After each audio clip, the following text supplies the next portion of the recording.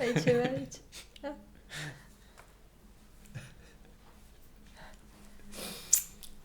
Am glumit, mă, gata. Hai. Fără glume. În acest episod vom discuta profund, vom aprofunda o pictură a unei pictorițe contemporane, o pictură din anul 1996 a pictoriței,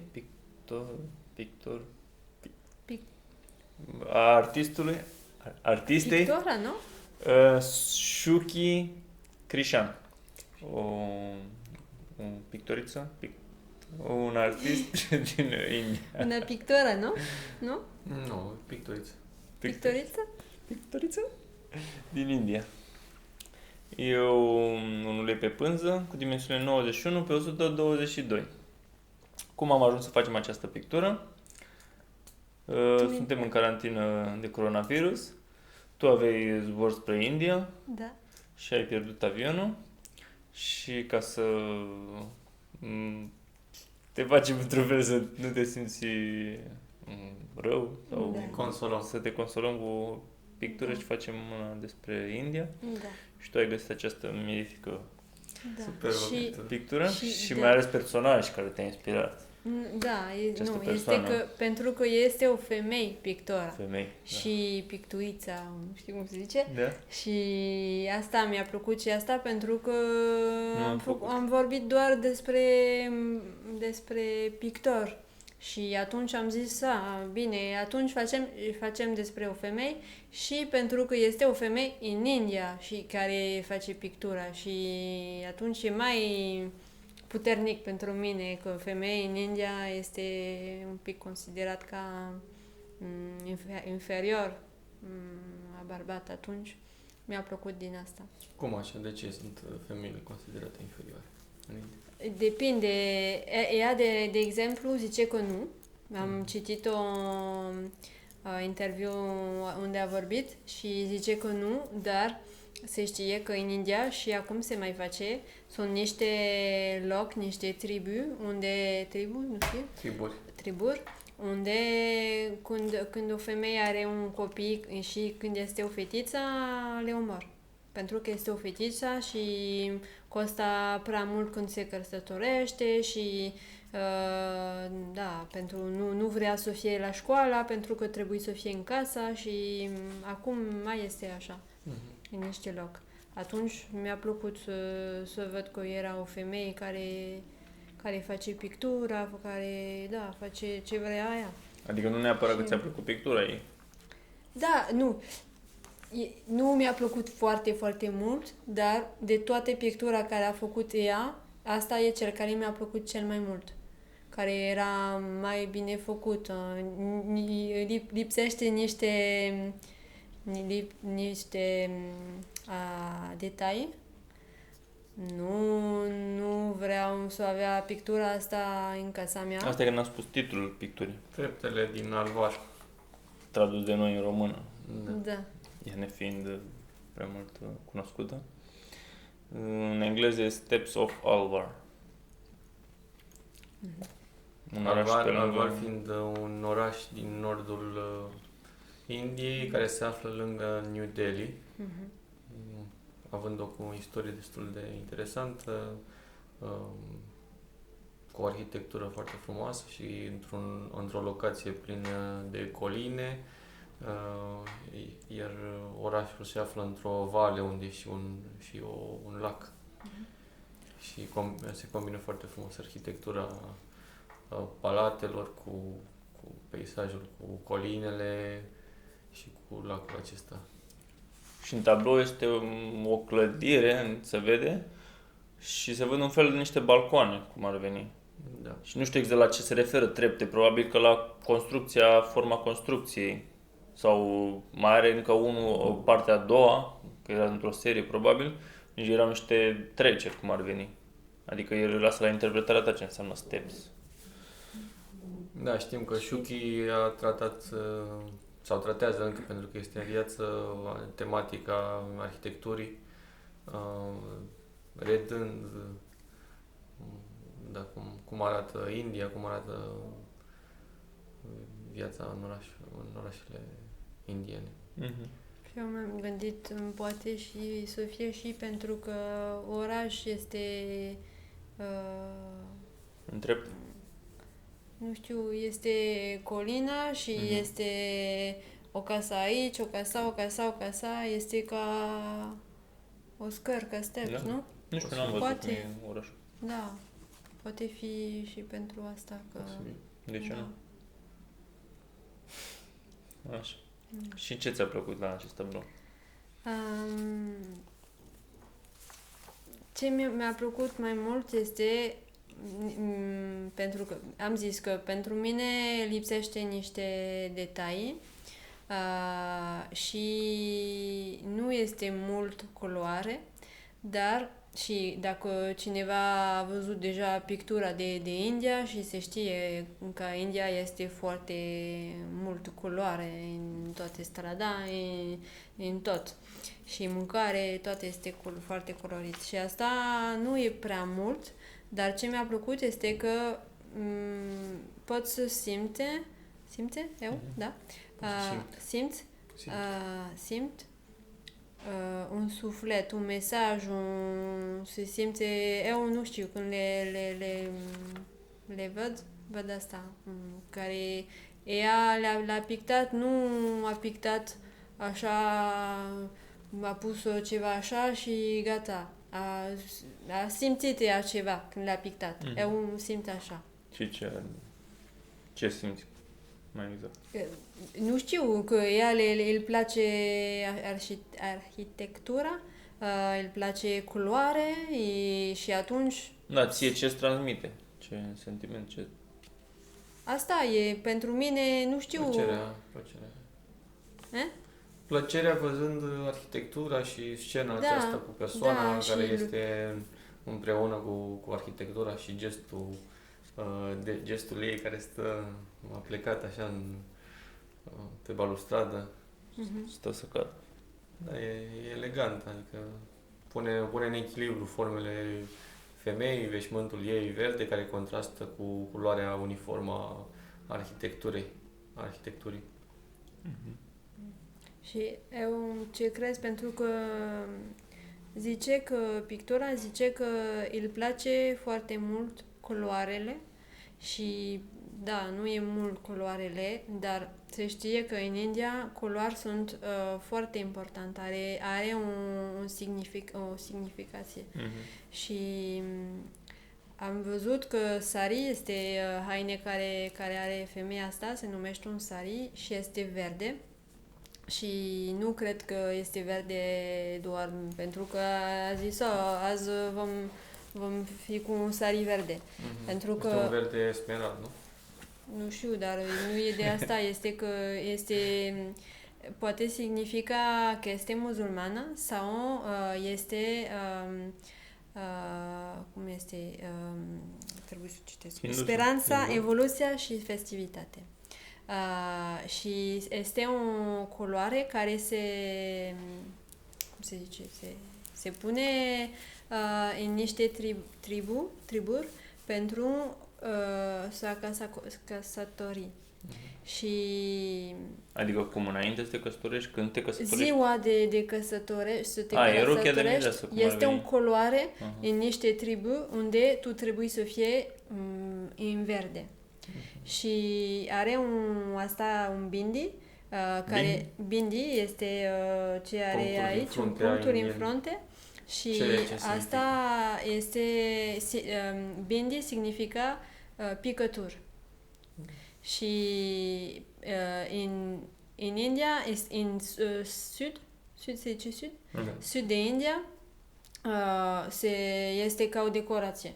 Toată lumea are, toate femei are. Da, e parcă are negru, nu? De obicei au dar roșu. n-am terminat. Okay. Și în nord significa ceva despre când este roșu, significa că este căsătorită. Și când este negru, significa că nu este căsătorită.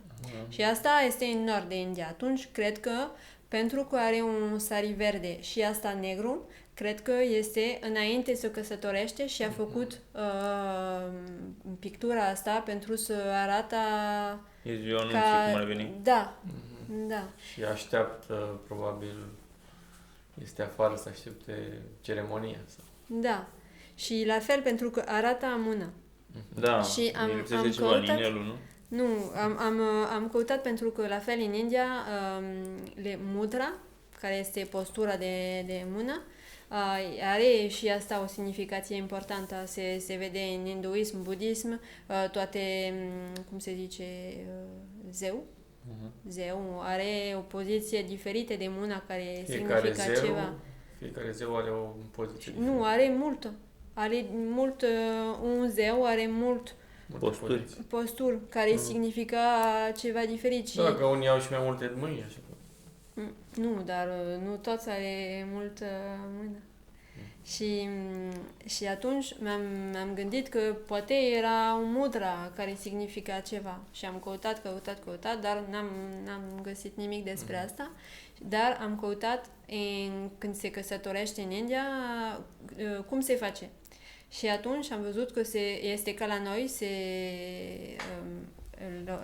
persoana care se căsătorește se schimba un inel, se zice schimba, fiecare da un inel celălalt și se pune hene, culoare un desen negru. Desenul ăla pe mână. Și atunci mi-am zis, poate să fie așa, să arată mâna pentru să zice și vom avea un inel și nu știu, arată că se va căsătorește. Eu l-am simțit așa. Da, este simbolul și de a-ți da mâna. Când te căsătorești, îți dai mâna celuilalt. Ca și cum mi-ai oferi mână. cunoaște, adică te prezinți lui sau ei. Și tu ca pictură, Radu, cum ți se pare așa? Ok, e simbolismul acesta al picturii. La indieni, probabil, în fiecare chestie contează și arhitectura. Da, comparat așa cu pictura europeană, e o mare diferență. Da, ce am făcut noi până acum. Tratamentul culorii, de exemplu, este total diferit. Vedem o mare simplitate în a alege culorile monocrome, două tonalități care sunt folosite. Ce culori ai folosit? Sau ce culori ai folosit tu? Ca să... Probabil un maro sienă pentru arhitectură și un verde esmeralda pentru veșmântul ei. Probabil și alte culori de pământ. Avea ceva gri pe aici, parcă. Da.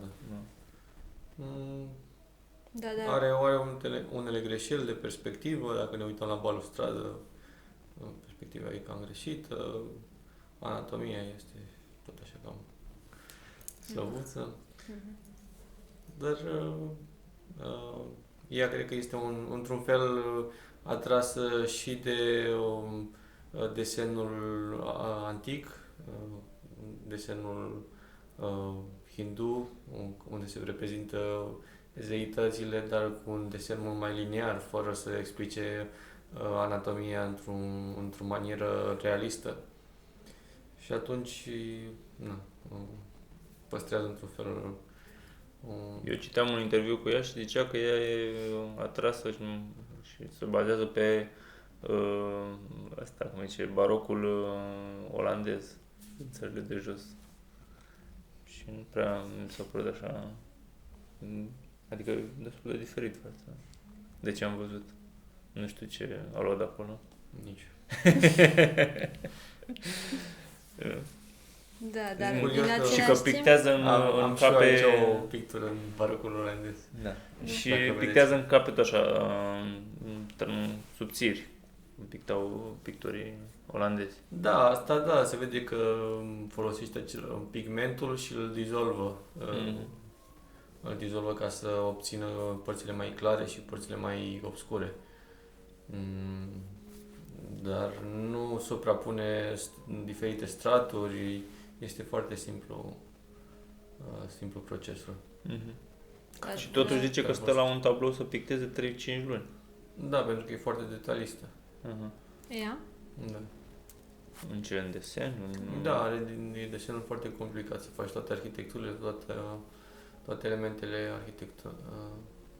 naturale.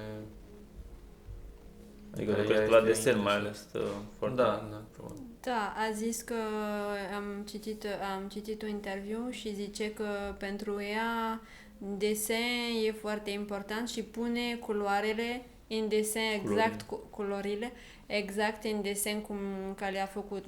Mi-am gândit când am citit asta, când am vorbit despre Triumful lui David, că tu ai zis despre Poussin și Rubens și Poussin era mai desen, Da. și Rubens mai culoarele și atunci pentru mine ea e ca Puse. Ca Poussin. ca Rubens, nu? Ah. Pentru că este mai, nu știu, Da.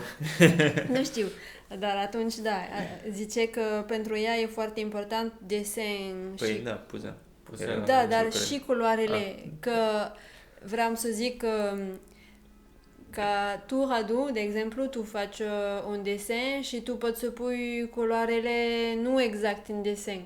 Că ea este, culoarele intra perfect în desen, nu iese de asta, zice asta. Aha. Da. E bine. Și, pero, no, dar în același timp, asta nu poate fi foarte, foarte, cu foarte mult culoarele. Pentru că a făcut ce a văzut. Atunci nu era mai mult culoare. Da, depinde cum te privești naturalețea. Natura, nu? Natura, cum privești naturalețea. Era greu. Dacă ne uităm la pictori impresioniști, de exemplu, ei juxtapuneau diferite tonuri ca să ajungă la un ton anume, pentru că fiecare culoare vibrează și atunci depinde cum interpretezi tu realitatea, cum o reprezinți. De fapt, realitatea e pentru impresioniștii fiecare. ne arată că în umbre ai diferite tonuri. Nu e același ton cum vedem în această pictură. Nu e același pigment care este dizolvat și în umbră avem aceeași tonalitate. Nu, când ne uităm la umbră, de obicei este mai albastru. Pentru că soarele bate la o intensitate, de obicei în jur la o temperatură de 5500 de Kelvin, în mijlocul zilei, și apoi în umbră avem altă temperatură pentru că se reflectă bolta cerească, care e albastră. Și atunci ne dă o tonalitate diferită. Și asta, de exemplu, nu se vede în pictura asta. Da, se vede mult. Sunt pictori, nu sunt numai impresioniștii care reprezintă asta, și avem de la Da Vinci, avem din renascentismul acest concept care a evoluat în pictura europeană mai ales. Da, se vede mult în aproape toate pictura care a făcut. Se vede mult contraste de lumină, dar adevărat că se vede că nu folosește mult pigment diferit. Da, e asta care ai zis, nu? Da. Și realitatea o vezi tu, fiecare are realitatea lui. Da. Adică poate fiecare vede diferit. Nu există o realitate sau o viziune sau o culoare. Eu văd o mobilă de maro, tu vezi galbenă sau știu. Eu cred că aici depinde mai mult de ceea ce vrea ea, ce o interesează pe ea. Probabil nu o interesează așa de mult efectul luminic, cum afectează arhitectura, ci poate o interesează detaliile arhitecturii. Fiind o arhitectură particulară, indiană, atunci pe ea o interesează asta, detaliile, cum arcadele, cum se orientează în spațiu și contrastul cu persoana și asta poate simbolismul culorilor. Da. Poate asta e intenția ei, să creeze o culoare vibrantă. Ea vorbește de exemplu de deșert. Da. În India această senzație, acest sentiment al deșertului poate vrea să o redea prin culoarea aceasta galbenă, rămie arhitecturii. Și în contrast cu un verde care îl vedem tot așa în arhitectura imperială hindu sau palatele indiene, vedem această culoare smeraldă, o folosită în diferite detalii. Și la fel, tu zici fiecare persoană și trebuie să nu uităm că ea este indian și este o cultură foarte diferită și atunci cred că pentru că în India știm că mesaj de toate, cum am zis, de culoarele, de semnificație, de culoarele, de ce faci? De mudra, de toate astea are o semnificație. Poziția de mână, care are o semnificație foarte importantă și atunci eu cred că ce este mai important pentru ea este mesaj. Că are un mesaj și este să transmite mesajul asta, nu știu cu ce exact vrea și fiecare le simte cum... Da, și eu cred la fel. Da, dar eu cred că, da, cel mai important este asta, pentru că a făcut toate, când am citit interviul asta, zicea că toate pictura care a făcut vorbește de un mesaj care are fiecare și a fost într-un loc pentru, nu știu, un loc unde este multă religie și a pictat asta și ce ea simțea când a fost în loc asta și da, pentru mine e asta. Vreau să transmit un mesaj. Da, și verdele, acest verde puternic, ce ne face să ne gândim când, nu știu, în orice cultură. Da, în natură, nu? La verdele pădurii, la o lume exterioară, la o lume fericită, la viață. Doar arhitectură, nu e nimic altceva decât arhitectură și această persoană. Și e singura... La aliment, nu? La verdele este o culoare care ne este redată de plante, de soare, de interacțiunea cu pământul, fiind maro și dând acest fruct care vine din plante, din pădure, din plantele verzi. Și atunci vedem că și această persoană, care poate este viața din pictură, din acest deșert arhitectonic. Fine, ți-a plăcut, da? Și poate și asta vrea să reprezinte cu căsătoria. Căsătoria, acest moment de viață, nu? De trecere prin viață a acestei femei, sau e un gest, nu? Al vieții. Un pas, un moment. O treaptă. Da, o treaptă. Ca și în natură avem plantele care trec de la un stat la altul și sunt verzi câteva luni și în câteva luni după aia se transformă și se fac maron din nou sau alte culori, capătă alte culori. Dar momentul de viață este trecător, este scurt. Eu mă uitam la pictura aceasta. Fără să faci zgomote? Da, mă uitam fără să fac zgomote. Și mă gândeam la tablourile pe care le aveam noi și în România, pe pereți când eram mici, mai ales. Alea tipice care le cumpărai de la piață, cu peisaje de-astea de munte, astea care se vând în România, știi, gen angro, știi, tablouri de fără valoare, știi? Tablouri care n-ar avea loc într-un muzeu, artă decorativă, să zicem. Și acolo mă ducea cu mine gândul, ceva fără prea multă valoare. Adică acolo m-am gândit prima oară. După aia m-am uitat așa la ce făcea ea. Mie nici nu sunt foarte atras de India. Poate și asta e o chestie care nu mă atrage India, în același timp nu m-a atras nici această pictură foarte mult. Nu e nimic cu care să vibrez.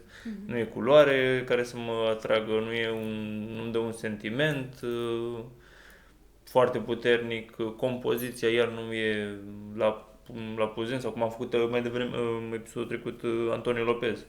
Puteam să văd foarte multe chestii de compoziție, nu neapărat că îmi place mie să mă uit la compoziție, dar puteam să le apreciez, știi? Îmi plăceau așa. Dar aici nu e foarte mult, nu știu. Și după aia m-am uitat un grup de artiști indieni, nu mai țin minte cum, dacă am scris, nu, n-am scris cum se numește,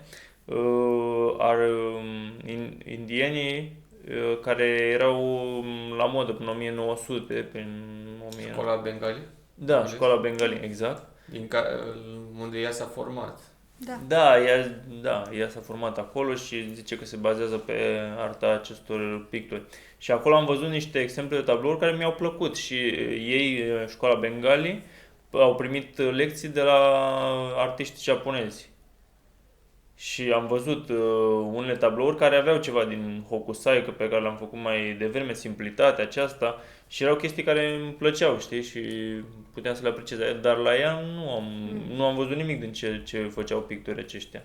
Mi se pare mai mult un fel... Da, ea într-un fel vrea să le combine pe amândouă și acest pictură mai mult lineară, unde culorile sunt așa dizolvate și au o putere prin degradeurile lor, prin vibrarea lor, însă ea rămâne așa cam la jumătate de drum.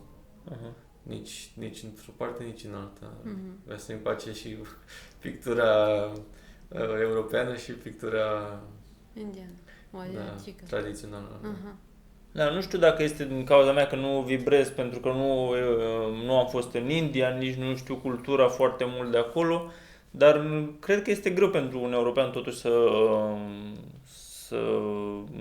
să înțeleagă o altă cultură cu totul diferită. E greu câteodată și de la țară de aici, în Spania, cu Suedia, cu România, cu Italia. E greu să intri în acest mediu diferit, știi? Dar apoi la unul total diferit, cum am văzut, japonez sau indian acum. Și poate unul ar fi motivul ăsta, dar totuși cred că, nu știu, mie nu-mi dă o idee care ar fi un artist, deși ea e foarte apreciată în India, știi? Adică în comparație cu ce am văzut la școala bengaleză, mi-au plăcut mult mai mult acei pictori. Dar eu, la fel, nu îmi place mult treaba sa, se zice așa? Da, munca sa. Lucrările sale. Da, dar și eu am căutat un pic, a vorbit ea în interviul ăsta, a vorbit despre un pintor indian, nu știu, cred că le-am scris. Da, cred că e acela din școala bengaleză, nu mai știu. Da, Raja Ravi Verma, poate că era asta, nu? Care ai văzut. Și am văzut un pic despre asta și nu mult, dar nu cunosc pictura asiatică, dar eu cred că poate pentru că suntem europeni și este o cultură diferită, dar pentru mine în Asia nu îmi place mult, pentru mine nu sunt foarte, foarte buni în pictura de gustul meu, să zice gustul meu. Pentru mine sunt foarte buni cu sculptura, cu toate astea, dar da, pictura la fel, nu mă atrage mult. Da, dar e chestie și de cultură total diferită, pentru că, uite, mă uitam la un documentar și chinezii care veneau la un muzeu din Louvre făceau poze, știi, arătau un documentar, cum privesc ei arta, știi? Și nu vedeau nimic interesant, să se uite la compoziție, să se uite la detalii la care ne uităm noi, știi? Și mie mi se părea că acest tablou, de exemplu, nu ar avea loc într-o galerie, într-un muzeu de aici din Europa, dar poate în India e exact ce trebuie. Da. Pentru că ea este foarte apreciată în India și are picturile, am înțeles, într-un muzeu acolo. Nu, cabinetul președintelui Indiei. Da? Da, unde stă în birou, acolo are picturile ei. Deci foarte apreciat. Da. Tu ce crezi? Nu cred că arta înseamnă că e bună dacă o are președintele în cabinetul lui. Și nu cred că pictura asta trebuie să definească pictura indiană în general. Pictura indiană a fost definită de secole și are una dintre cele mai vechi culturi. Cultura hindusă a promovat arta foarte multe exemple prin sculptură, prin sculptura zeilor, prin pictura murală a lor. Avem frește făcute în proces uscat. În schimb, aici, în Europa, se făceau frește pe ud și au niște culori foarte speciale. Și ea are niște pereți foarte interesante. Ea mi s-a părut mai interesant decât picturile ei, nu știu dacă ați văzut. Are niște murale așa, pereți decorativi, cum ar veni. Poți să le folosești ca separadoare, ca nu știu ce exact. Sau pe perete, cum ar veni un mulaj așa din ieso, cred că era ceva. Da.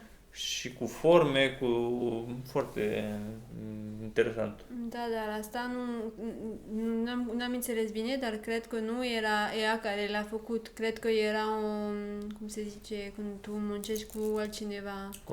Colaborare. Okay. Cred, am citit pe site-ul ea, era scris colaborare și am văzut asta atunci. Cred că da, cineva le-a întrebat să face așa. Și mai interesant de spus despre ea că bunica ei a fost... Pictoare. Nu, n-a fost a fost pilot. Da, și era pictoare. Picta și ea? Da. De la ea a învățat să picteze. Ok. Și a fost primul pilot din India. 21 de ani. Și cred că este o persoană care a inspirat-o și a îndreptat-o pe drumul ăsta, a avut un model. Da, dar a zis că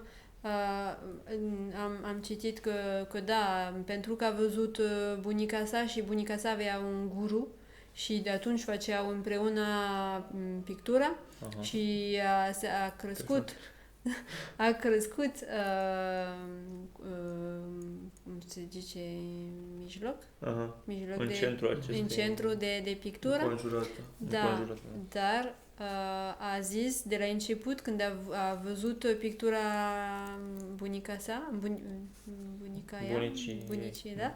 A zis, eu nu vreau să fac pictura ca bunica, vreau să fac ceva diferit. Și vreau să fiu ceva de la ea. A făcut ceva diferit. Da. Foarte bine. Cât ai plătit, Radu, pe tabloul acesta? Cât s-ar cere, probabil. Cât s-ar cere? Nu, dacă tu ai pune prețul. Da, și la fel pentru prețul, un prețu în India nu e la fel decât aici. Dacă tu cumperi pâine aici, nu au pâine ca noi, dar de exemplu, un pâine aici te costa 1 euro, în India te costa 5 centime. Și atunci prețul care te da ea este prețul din India, care pentru noi nu înseamnă la fel. Bine, arta acum circulă prin toată lumea. Mai ales dacă ai un... Bine, în momentul ăsta nu mai circulă așa mult. Că Nu mai? Nu mai circulă așa de mult, că e în criza de coronavirus și... Da. A oprit totul. Bine. Nu vreau să răspundeți la întrebări. Dar am văzut că făcea ceva ca tine. Este că îl plăcea să picteze ce are, cum se zice, în jurul ea. Da, ca tine. Și când am citit asta, că tu, când ai făcut expoziție, era tot un lucru din casa, care tu aveai... Bine, care se înconjoară un pic mai mult, se duce... Ea este de fapt din alt oraș, nu era din Alvar. Da, dar ce are lângă ea, nu e foarte departe. Da, nu e din casa, dar de aproape. Ok. Ce vrei să... Când o să pleci în India, o să o cauți? Da, vreau să mă duc acolo în orașul să ăsta. Mi-a plăcut. Peisajul? Da, mi-a plăcut. Să cauți această scenă, nu? Poate. Și să văd orașul ăsta, că mi-a plăcut poze care am văzut. Bine. Poate să înțelegi cu adevărat atunci pictura. Da. Așteptam să duc la coronavirus. Da. Bine atunci. Ce, Melanie?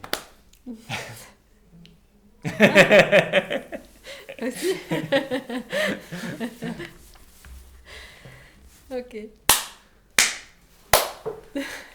Da? Mersi. Namaste.